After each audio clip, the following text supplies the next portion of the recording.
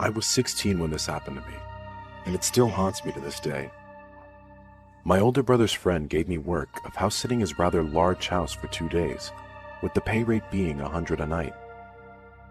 For the sake of privacy reasons, let's call my brother's friend Nick. $200 was a lot for such a simple task as house-sitting, and since I recently sold my PlayStation 3 to save up for a PlayStation 4, the job came as godsend.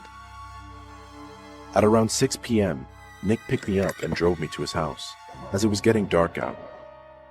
Once we got there, he told me about the security cameras he had installed in and out of his home. But I didn't have any intentions of staring at any security monitor all night, as I had brought my laptop to pass the time. After some time had passed, I felt hungry and decided to grab something from the fridge. But as I got up to make my way down, I saw movement out of the corner of my eye from the monitor. I sat back down, closing my laptop and taking a closer look, noticing the movement coming from camera 4.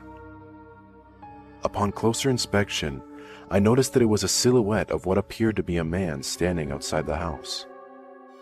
Within seconds of glancing away from the monitor, the man was gone. At that very moment, I heard glass shatter somewhere downstairs, causing me to immediately look at the cameras, noticing him crawling in through the basement window at an alarming rate. I started to panic, watching him climb the basement stairs with a knife clenched in his hand. I quickly locked the door to my room and dialed 911, explaining everything. I watched the monitor, terrified to see the man on the same floor as mine, desperately opening and closing the doors, looking for anyone to cross his path. I pressed my ear against the door, straining to hear his now slowed footsteps approach my door as he attempted to open it.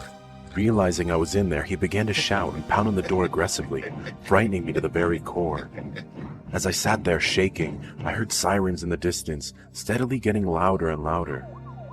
My fear quickly disappeared as I heard the man run towards the stairs, attempting to escape his fate, when I heard the front door slam open, accompanied by somebody yelling, "Police, put your hands in the air!"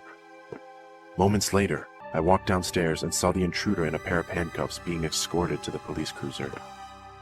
I thanked one of the officers and called Nick, explaining everything to him. After about 20 minutes, he picked me up and took me home. But I got no sleep that night. All I could think of was how lucky I was to be alive. And if the cops hadn't shown up when they did, I wouldn't be here to tell this story.